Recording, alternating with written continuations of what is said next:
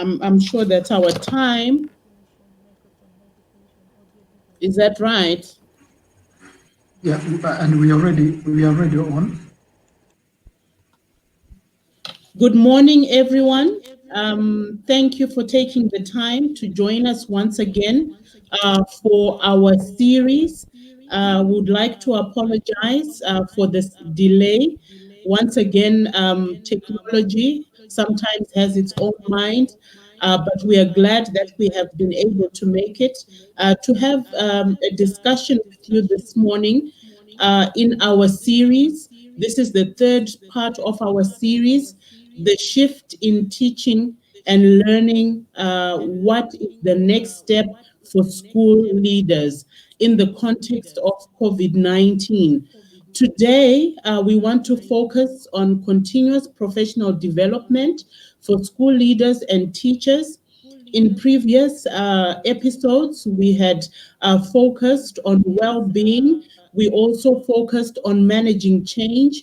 And today, we will focus on continuous professional development and how school leaders can use it as a strategy to cope with the changing environment and demands.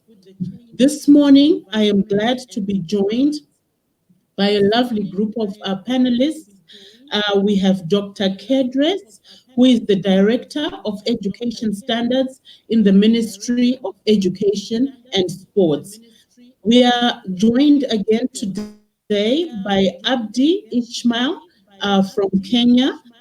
He is a head teacher and also a facilitator for the British Council's Connecting Classrooms program. We are also joined by Regina Laboke, who is a principal at Mount Olives College in Kakiri, and she has a wealth of experience in school leadership. She is also a Connecting Classrooms facilitator. We are also joined by Abimbiru, a head teacher, as well as a facilitator for the British Council Connecting Classrooms program. Welcome to you all. Thank you very much for joining us. As we kick off, I notice Abdi has had technological challenges, connectivity challenges, and has dropped off. But we'll start with Regina and Abby. Continuous professional development. What is CPD when we are talking about school leaders and teachers? We can start with you, Abby. Yes, good morning, everyone. Good morning, audience. Thank you very much, our moderator. Apologies too because of the challenges of technology and connectivity.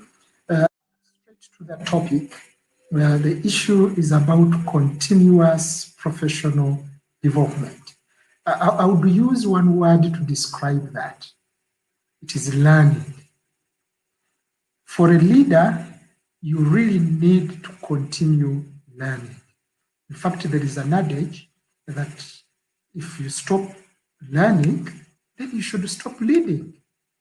So if you must lead, you must always continue to learn. And there is always something new or something different that you will find somewhere, wherever there is an opportunity. So continuous professional development means that you are always thirsty to add to what you already know, to improve what you can provide, to improve on what you can do as a leader. So, and when it comes to being a school leader, where school, the major business, the core business is learning, then we have no choice as school leaders but to embrace continuous professional development. That is it for now, Ziki. We can, yes, back to you. Thank you very much, Abby, for your contribution. You have said that we need to add on what we already know and to improve as well on what we already know because of the ever-changing contexts and needs. That's a very important point there. Regina, would you like to come in here? What is your take on continuous professional development for school leaders and teachers? Good morning, everyone. My take on continuous professional development is Sorry, Regina, mm, we can't hear you. Your volume is a volume.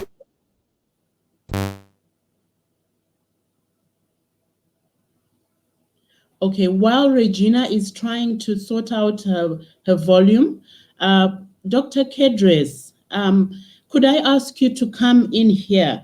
What is the relevance of continuous professional development for school leaders and teachers, and how does it improve learning outcomes? Thank you, Shingi. Good morning, everyone. I'm glad to be able to attend this meeting.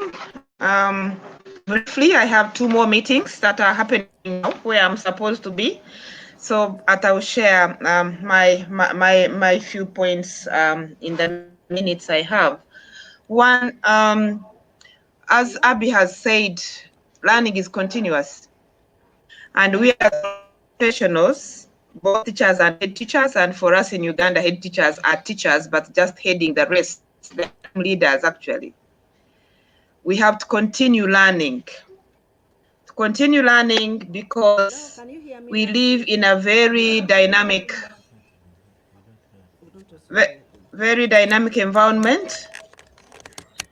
We have rapid changes in terms of technology. We have rapid changes in terms of social structures, the structures in which our children are growing and coming into our schools, the structures in which homes are operating, all those change and all those affect the learning of these young people. There are a number of ideological changes, there are a number of curricular changes, there are a number of diversities that are coming on. And in this 21st century, which is really run by science, information, and technology, it's a continuous role. It's a continuous change.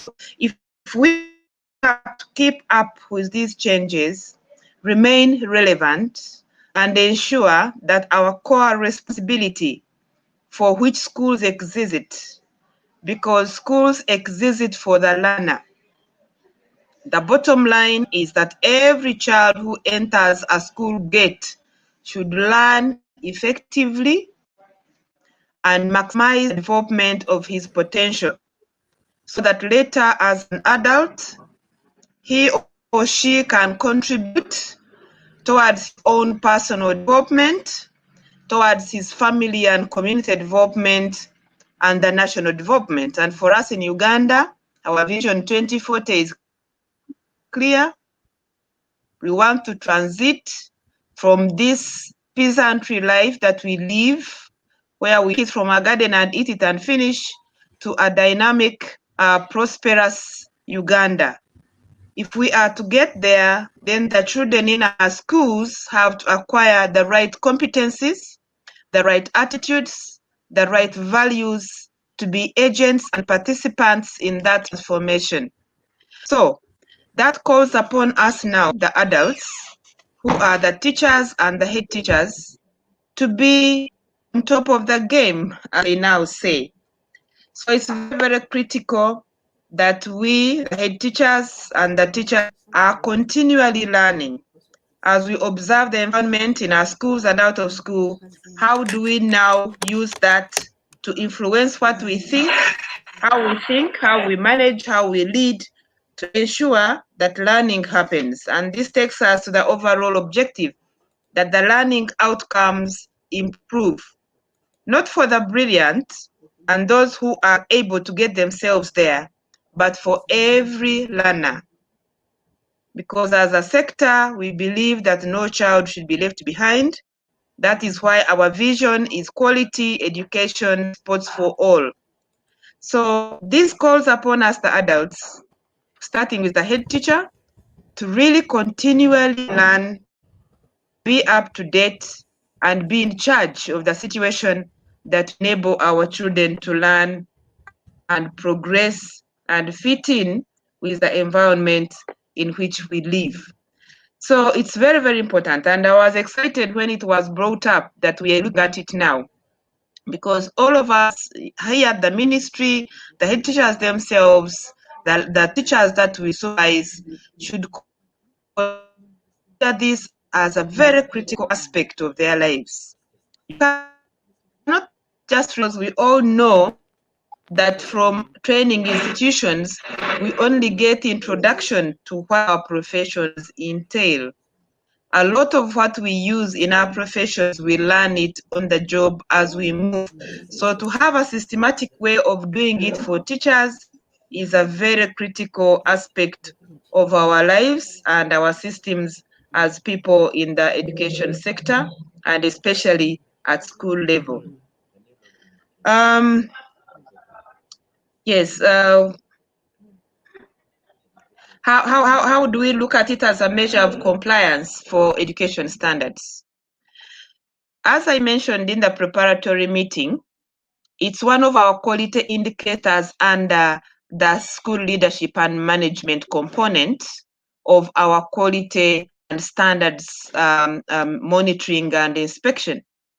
We have two main areas under my direct. We look at the teaching process and try to see how effective is it. And we have a number of indicators, about 6 of them, which help us to know whether it's happening or not through the teaching learning process itself. But we also know that teaching learning becomes effective when the leadership and management provides the environment in which these teachers should work. And so we have about 7 to 8 indicators on the leadership and management. And this one, CPD, is one of them, because if the head teacher, 1, is not conscious of it, 2, is not doing it, then we know that we cannot improve the teaching learning process. Is he able to supervise his teachers, pick the areas where they are, and then help them to improve on those areas? When policies change, curricula change, considering that head teachers are the instructional leaders, are they able now to provide the mentoring and the coaching and the support they are supposed to give to these teachers? So it becomes very, very critical for us. And unfortunately, it's one of the areas where our head teachers in Uganda are doing poorly. So I'm hoping that from this discussion today, we shall be able to see better results. As a sector, we have just had Cabinet last year approve the teacher policy. And one of the key areas in the teacher policy is continuous professional development. As we talk now, the guidelines and the standards to support this policy are being worked on. So when they are complete, I'm sure we shall have a more clear system of CPDs for both leaders and teachers themselves. But at the moment, I know that through ASHU, we have some explorodic, if I would say, Abby, I think I'm right. We have some CPDs for head teachers, but as to whether they are systematic and whether they are evaluated, Abby will tell us when he comes forth. But there is some effort for which we are happy. At least they know they need something and they have been trying. So actually, I want to appreciate you. But also for the science and mathematics teachers, for a few years, for about 10 years, we have had a program called SESEMAT, Science and Mathematics Teachers Improvement. So they've had trainings, but those trainings do not work if the teachers themselves do not appreciate them. And this was my finding in my PhD research, actually, that the SESEMAT trainings have not been effective because the head teachers don't give these teachers an opportunity to implement the new skills they would have picked for these trainings. So I'm happy we are talking about it, and I'm convinced that after this, we shall see things change. As a sector, we have been working on what we call secondary teachers development system, which will be very close to what we had at the primary school. But as I'm talking now, it has to be informed with what is in the teacher policy so that we have the whole a big system together that can consistently. So I'm glad this is on, and I'm looking forward to tuning in as other people make a contribution. Thank you very much, Shingi. Thank you, Dr. Kedres. You've touched on a lot. You've touched on the dynamic environment, the issue of technology and sciences. You've also talked about curriculum change. And as we speak right now, a lot of countries in the region have been changing or modifying their curriculum to suit these changes. You've talked about 21st century skills and the type of citizens, the type of students we want to bring out into our communities. You've also talked about the ideological changes, which is something that is very, very important. And coming from you, what I'm hearing is that there are systematic offers that are available for the development of school leaders and of teachers, but there is a responsibility that goes for the teacher and the school leader themselves to take that initiative in terms of their own personal development. As you have said, a lot of it is on the job. It's through experience and learning on the job. Thank you very much for that. And at this point, I would like to invite Abdi to give us his thoughts on this. Abdi, what are your thoughts? What's the responsibility of the head teacher and the teacher in the context of continuous professional development?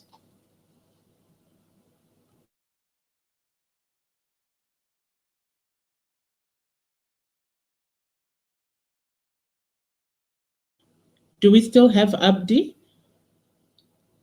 All right, apologies. It seems we have lost him for a moment. Regina, were you able to catch my question? And are we able to hear you now? Hello, Regina. Okay, we still seem to have a challenge with Regina. I'll hand over to Abdi. Let's give him 1 second.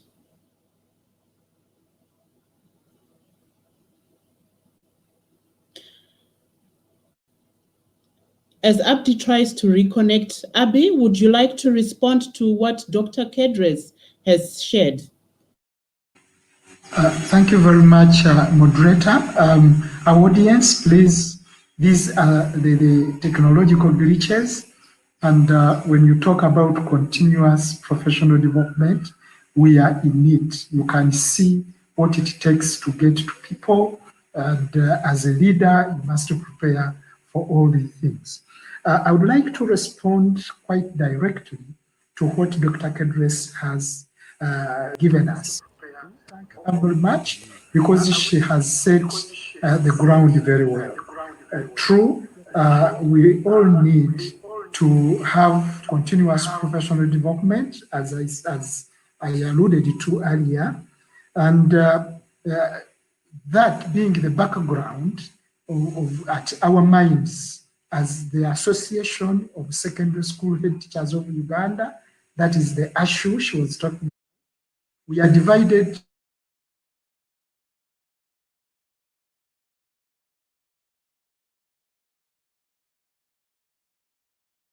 in these regions.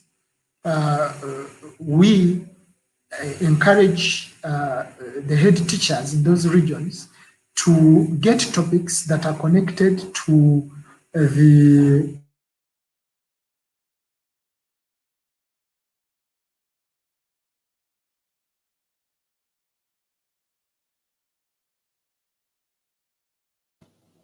Okay, apologies for that. It seems our technology this morning is not cooperating in a way that we would like, but we'll continue to try and press on with the conversation. We are seeing your comments. Please do continue to send through your comments. Thank you, Irene, for joining us again. You have said life is about advancement. One cannot afford to bank on yesterday's knowledge.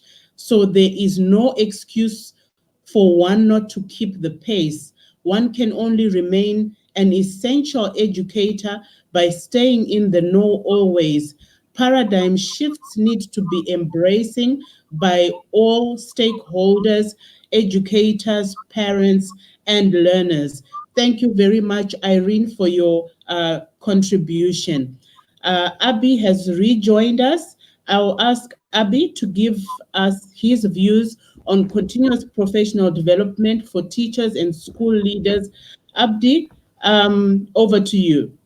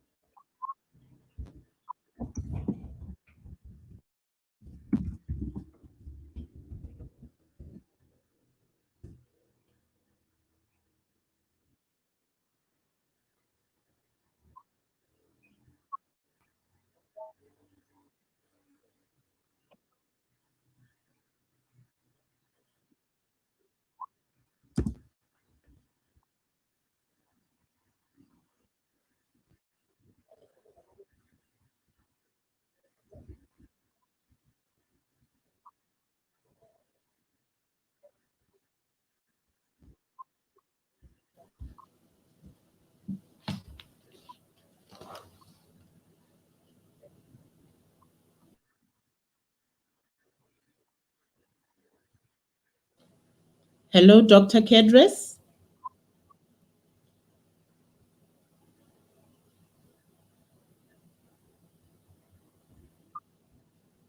Hello? Hello, can you hear us? Hello?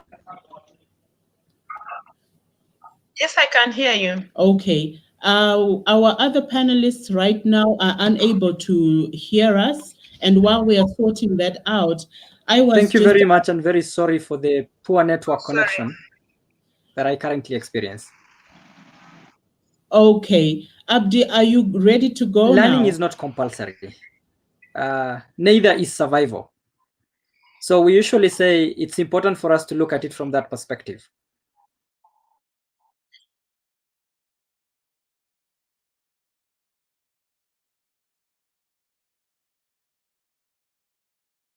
I like that. Unfortunately, we've lost him again, but he has said learning is not compulsory, which shows that there needs to be something within the individual, that drive for them to be able to work in improving themselves. So, as we wait for him to come back on, apologies once again to you, our viewers, listeners.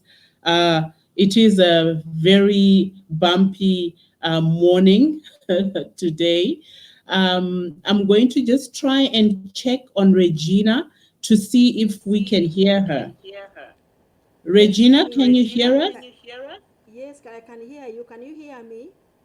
We can. You are very low, but try and give it a go. And please really increase your volume as you Yes. speak. Good morning, everyone. I'm looking at continuous professional development as somebody who has a positive mind and is willing to improve themselves.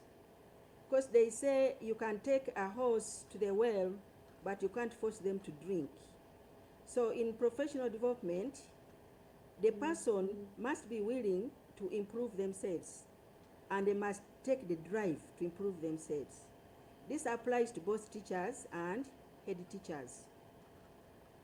Because even you've seen in schools, when seminars have been organized by the school, some teachers miss out, they don't come.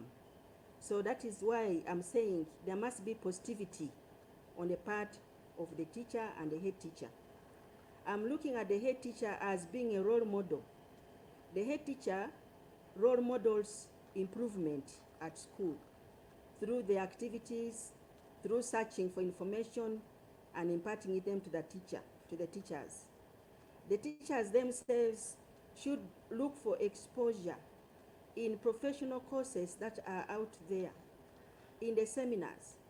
But most important, I look at continuous professional development as day-to-day experience on the job. It is the best training ground for CPD is the school. And the head teacher is the driver of that CPD in the school.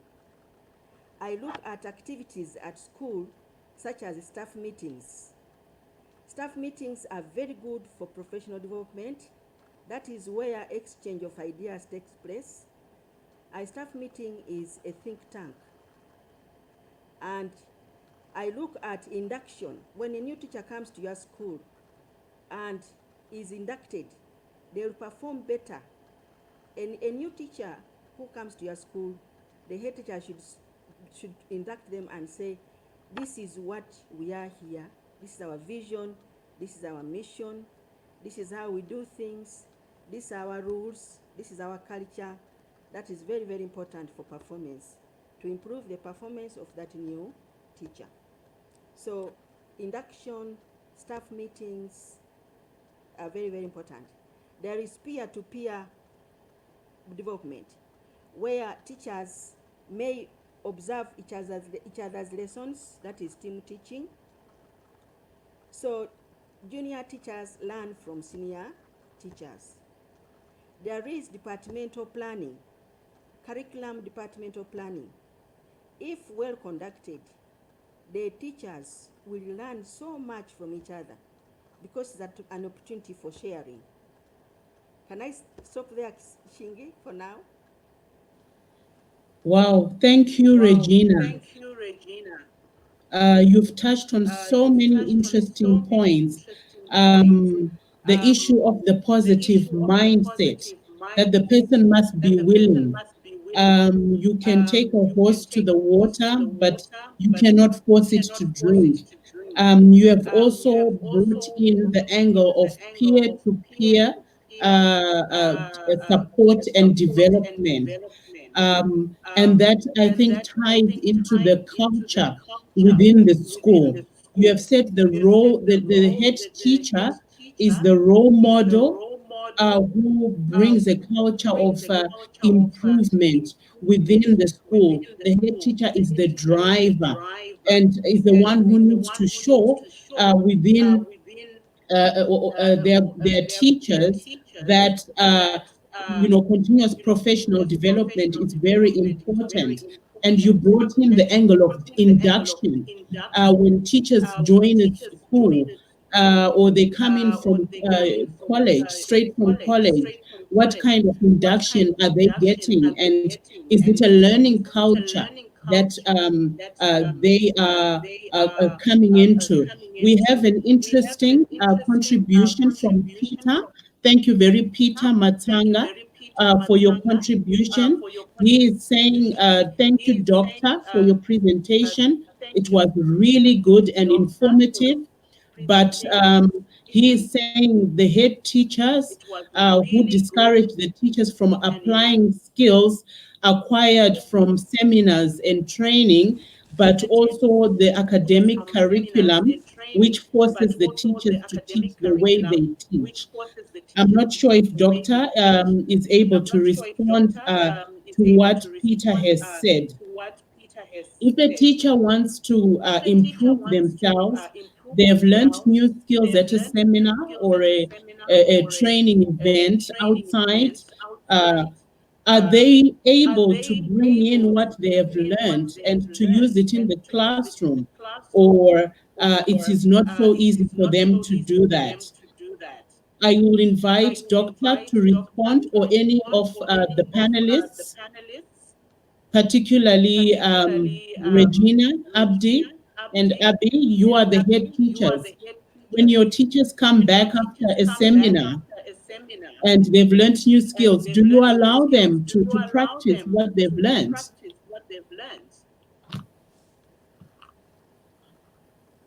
That is, can I answer that, Shingi? Please go ahead, Regina, and try to speak up. Yes, we have a problem in that one. The teachers go for training, they go for SESEMA training, and on their return, you don't see much happening. Skills they learned being put into practice. And when you talk to them, they say the syllabus does not favor, like SESAMAT is encouraging interactive teaching, student-centered learning and teaching. But the teachers will tell you that the syllabus is so packed that if they applied student-centered teaching, they will never complete the syllabus. So unfortunately, our education system is driven by syllabus coverage and not skills acquisition. Maybe that is a point where the government has now introduced the S1 curriculum, which has been designed to be student-centered. And it's not so packed as the one which is running now. So I believe with the new curriculum in place and with the proper training of teachers, I would like to observe here that unfortunately, at the introduction of the curriculum, the new curriculum, personally, I think the training given to the teachers was inadequate. So the implementation may pose a challenge. But with the new curriculum, these teachers who go for training and they are told to apply student-centered methodologies surely should be able to fare well with the new curriculum.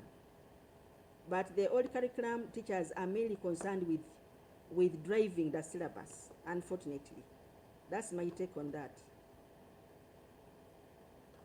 Thank you very much, Regina, on touching on those issues that have to do with teachers being able to complete the curriculum and so forth. I would like to invite Abdi now while we still have him. Abdi, what's your take on continuous professional development for school leaders and teachers? What role does it have in this context? And what is your advice for head teachers and teachers out there?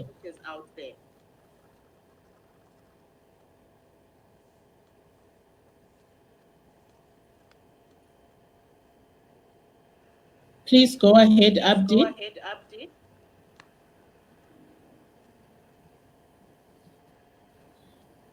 While we are waiting for him, we have Maina Gyoko. His comment is that continuous professional learning is the way to go. Teachers should be learners. How do you do what you don't believe? Learning teachers. We also have Erin coming back and saying there is a need for evolution in our. Thank you very much, moderator. One of the most effective ways of dealing with change is to continuously learn. We say that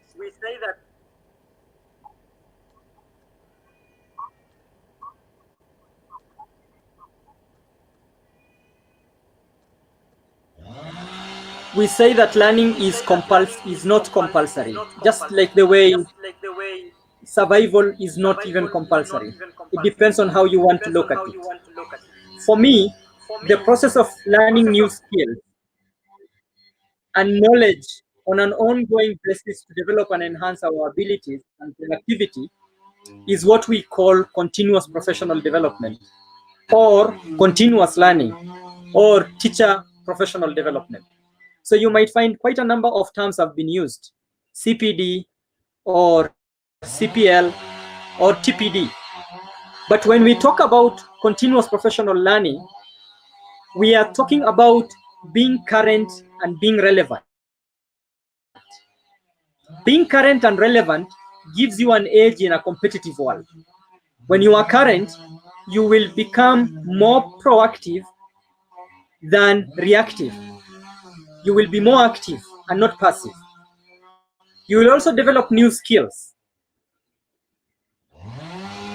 You will develop new skills that you can use, and you will ensure that both your academic and practical qualifications do not go out of date. So you will be upskilling and skilling yourself through professional development. Now, for us to call it professional learning, I think it must be self-directed.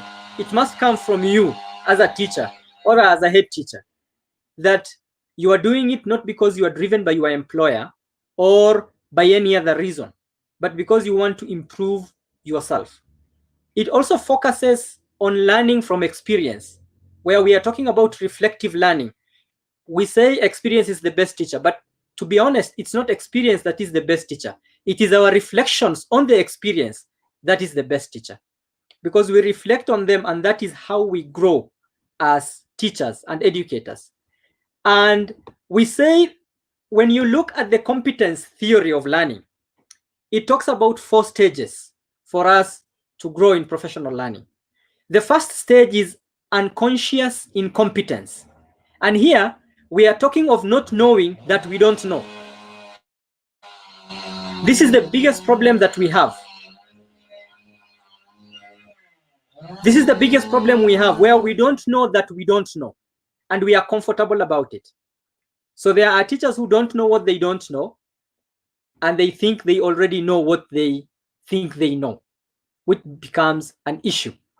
The second stage is conscious incompetent, where we need to develop, but we are still unable to move ourselves towards that level. You know, you are consciously, you are very aware, you are conscious of your incompetence, but you're not doing anything about it. The third level is conscious competence, where we are talking of being able to do something reasonably well, provided we concentrate. So here we need to concentrate about it. I know if I take my time, I will do this. And then finally, we have the unconscious competence, where we are able to do something instinctively. Look at how we dress in the morning.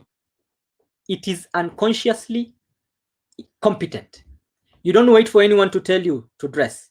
It just comes automatically. It's the same thing with the way we want to develop as teachers. So if we were to develop, we need to work it this way. I look at it, finally, I look at it in 3 ways. CPD can be structured, where you undergo a particular training. It can be reflective, where you are learning from what it is that you are seeing based on what you are interacting with. And it can also be self-directed, where you decide to do some of these things because you are reading from books, you are reading from publications, you are looking at the research work that has been done. So for me, I will say, as a school leader, you need to create a learning environment and culture within your staff. But it starts with you. You must be someone who is ready and comfortable to take new ideas that are coming from your teachers. Knowing what we don't know and being able to describe our ignorance is precious. That is the beginning of our professional learning. Thank you, Shingi. Thank you very much, Abdi. You've talked about structured learning. You've talked about reflective learning. And I think the point you are talking about, where a head teacher needs to be comfortable to allow their teachers to grow, is very important, and creating that learning environment. I think it's very key, the 3 levels that you have brought our attention to, that some don't know what they don't know, and that it can be very dangerous. Then the conscious incompetence, that they know that they are lacking, and the conscious competence. I think those are nuggets that are important for us to take in this conversation. Thank you very much. We have Quinta, who is saying, spot on, Regina. Head teachers that play active roles in organizing and participating in CPDs encourage staff willingness and participation in the same, leading to improvement in practice. Again, the role of the head teacher coming out there, and the importance of a participatory approach, as well as a learning environment. We would really love to hear from Abby, but he is still having connectivity issues.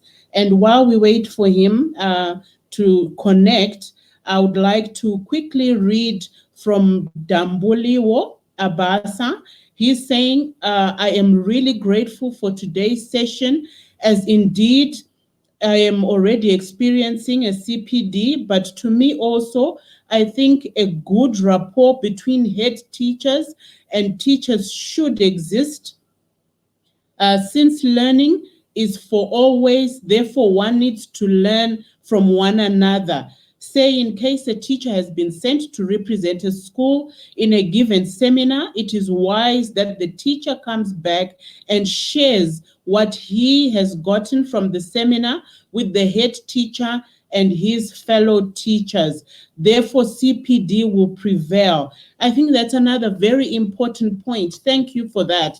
When a teacher goes to a seminar or a training session, do they keep the knowledge to themselves, or do they share it? Are there structures and platforms for the teacher to be able to bring in the school leader and to share with other teachers what they have learned, to continue to foster that learning environment? Thank you for that contribution. We are waiting for Abby to connect. And I'll continue to read your contributions, because it is our desire that this is a two-way discussion, not only with the panelists, but your contributions are extremely valuable for us. Alfred Okello comes in and he says, joint professional development and lesson study are two excellent examples of school and classroom-based and collaborative professional learning process. Thank you, Alfred, for your contribution.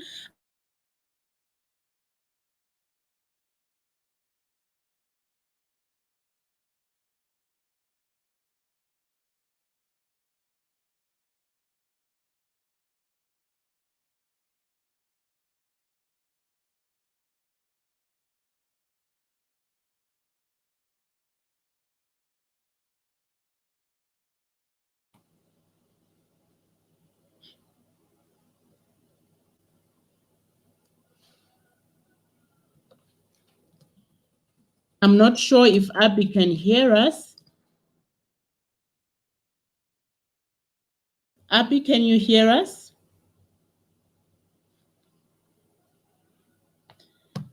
We are learning as well, as we go through this discussion on how to navigate in such times when connectivity is a challenge. But we are determined to continue this discussion. At the British Council, we do offer, in partnership with the Ministry of Education, we offer professional development packages for both school Yes, leaders. I can now. I can now. Thank you, Abby. Over to you. Vicky, I can. The challenge is about connectivity. I hope I Okay. can be heard now. Yes, we can Moderator, am hear I you. on? You are on, Abby. Please go ahead. Okay, moderator, am I? Yes, you are. Please go ahead, Abby.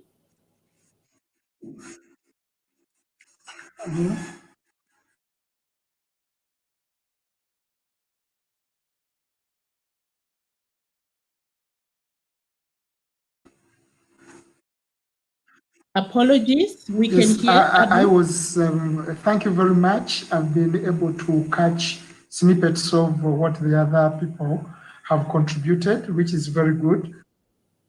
Yeah, yes, but yeah, we need to inform our audience, especially the school leaders, that British Council offers courses for both teachers and the head teachers, whom we group as the head teachers and deputies as the leaders of the school institutions.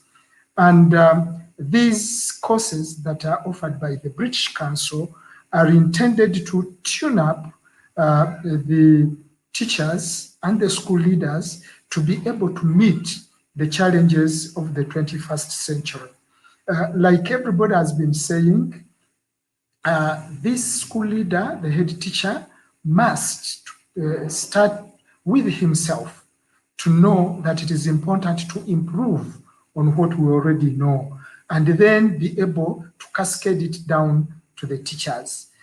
Specifically, British Council offers introduction courses for both the leaders and the teachers that introduce us to the core skills, the 21st century skills, or the transferable skills, if you will. And these are actually six. The critical thinking and problem solving, creativity and imagination, citizenship, communication and collaboration, digital literacy, student leadership and personal development. And when you look at all these skills that are offered in the British Council courses, they are intended to bring up everything that we desire in the learner who is supposed to exist, coexist, and contribute to the highly interconnected global economy. For the school leaders, we have got courses that enable you to become a better leader, like visioning and missioning, managing change, child protection, inclusive pedagogy, and action planning. These are courses that will make you be on top of your game, like Dr. Kedre said, because in this day and age, we need to have these leadership skills that are going to help us open up. More interestingly, because I know we have had challenges of time because of connectivity, but very interestingly, we have got a course called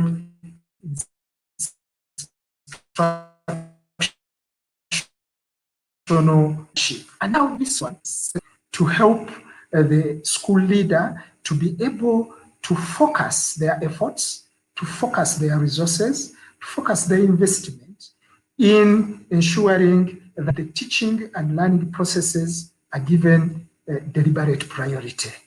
Student achievement and well-being are at the center of this. And what is so good about this is that it will take you through all the steps of making you a very good school leader who is going to support learning, not only for students, but for teachers and yourself. And I will share only one practice. Instructional leadership is based on research. All the content that we share as British Council is content that has been drawn from robust research. So one leadership practice that has the highest impact on student outcome is leading teacher learning and development. And these are the secret things we are talking about. So if you as a leader is cognizant that learning of the teachers is going to influence the learner outcomes, then we have no choice but to embrace continuous professional development. So the other thing I would like to share is that these courses can be accessed online. And like everybody was saying, if you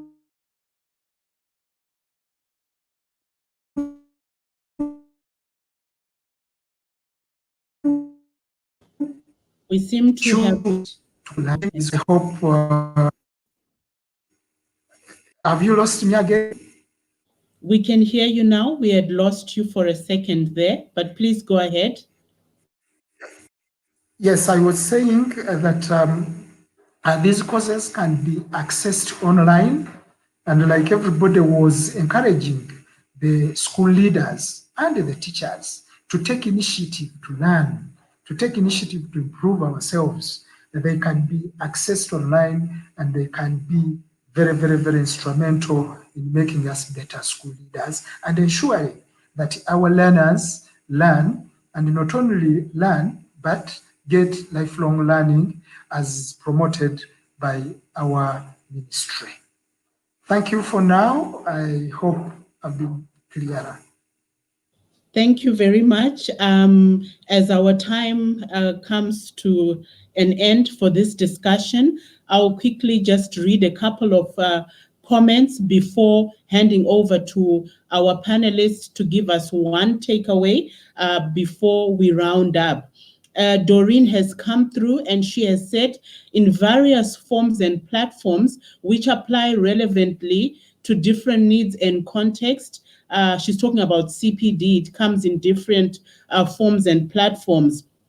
She has talked about online resources, institutional based opportunities, virtual sessions across the globe, and she has also emphasized innovation and innovative based talent, the issue of attitude as well. Thank you very much, Doreen, for that contribution. Maina has come back and said school leaders play a key role in facilitating the transfer of training into practice. When teachers attend a course, the success should not be the certificate, but the ability to actualize the knowledge into visible competencies, as well as play the role of a mentor and a coach to colleagues. The school leader will make this happen if they access it in during their instructional rounds. Thank you, Maina. So the issue of instructional leadership is coming out as a key a potential for school leaders to, or strategy for school leaders to be able to help improve teaching and learning in their contexts. Thank you very much for taking the time to join us in this discussion. I will ask now the panelists to give us one takeaway for our viewers and listeners. What would you want to say concerning continuous professional development for school leaders and teachers? We'll start with Dr. Kedres. Over to you.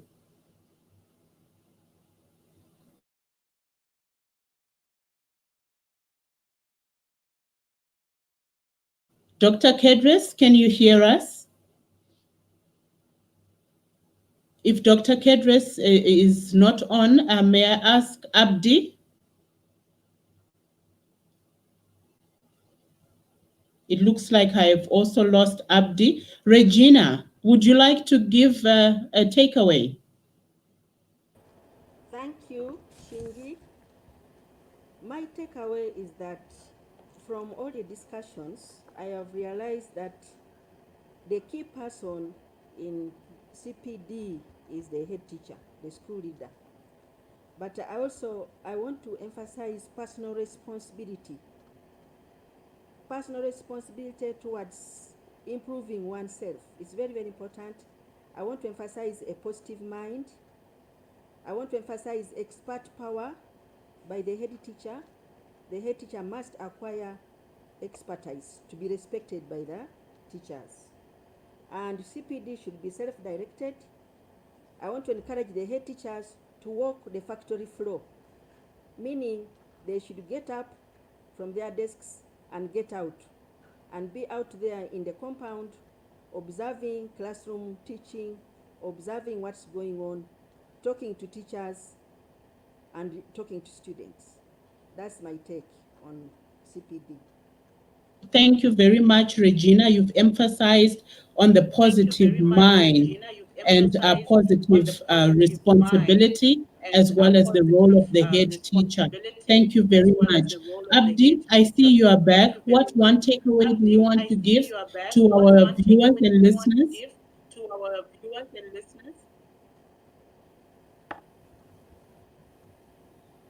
Abdi?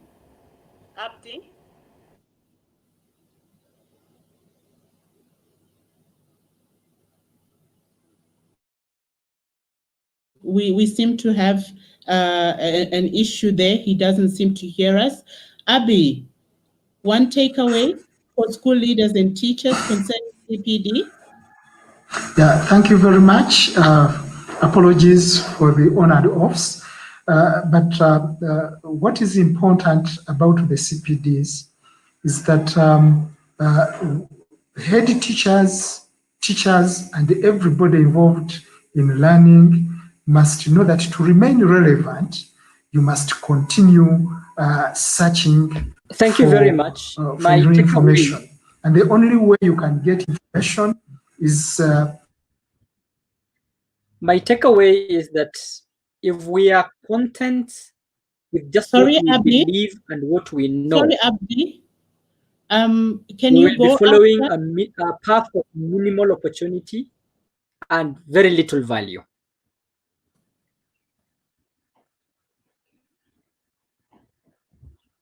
Sorry for the crossing there. I think there are delays in the sound. So we had our speakers speak over each other. Apologies for that. Abby or Abdi, I'm not sure who's on at the moment.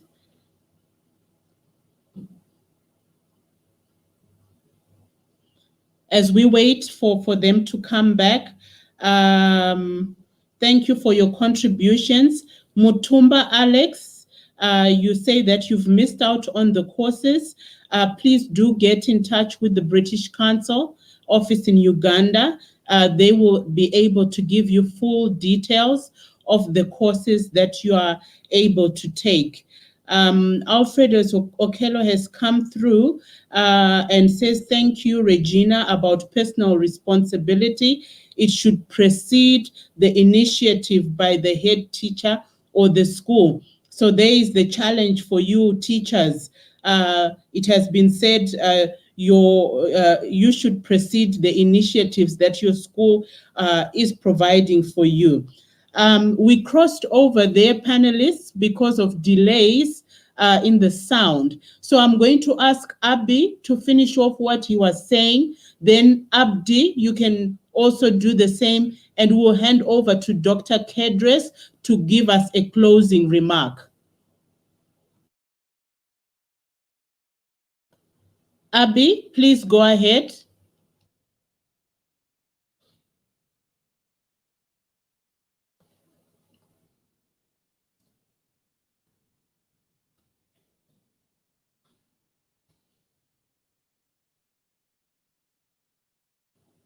I think I've lost Abby there. Can you hear me, Abby?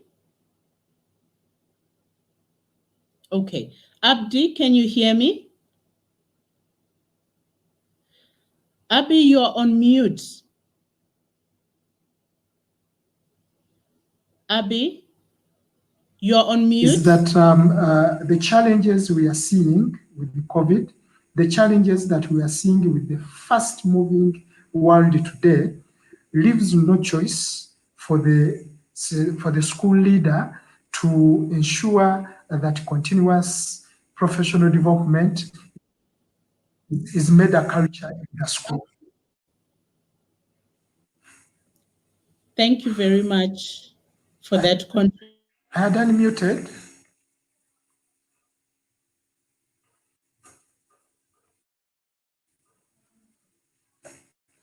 Hello? We can hear you. Do you still have something to add? Okay. Abdi Can has... you hear me now? Yes, we can hear you. The challenge is about connectivity. But I was saying that the school leader must, as of necessity, ensure that there is continuous professional development, starting with itself and also for the teachers. Thank you very much. Abdi has sent in a message because of his connectivity. He has said his takeaway is, if we are content with just what we believe and know, we may follow a path of minimal opportunity and little value. That is his contribution. Thank you very much, Abdi. Dr. Kedres, what are your final parting shots concerning CPD for the teachers and the school leaders? One is that the school leaders should be the role models. They should be seen to be developing themselves. They should share the experience of what they've learned and have acquired from wherever in their staff meetings, and then use that as a basis for helping their teachers to be excited about the need to have continuous professional development. But secondly, many of us now, I heard it on radio this morning, someone was advertising, you can get a smartphone at 200,000 Ugandan shillings. That one in dollars is about divided by 4. It's not much, it's about $50. Now, many of the teachers and head teachers have smartphones, but they use it for all other things other than searching for knowledge. So I want to encourage all of us to say that Mr. Gogo has provided a library and many other opportunities. Can we maximally use them to be better leaders and better teachers? Thank you very much. Thank you, Dr. Kedres. And as we close, Cole Richard has come through and he has said that the pandemic is a sieve that has quite rudely, but most appropriately, come to remind us that not every teacher is actually supposed to be a teacher. So there's a challenge for you teachers and school leaders. We really hope that you enjoyed our conversation this morning.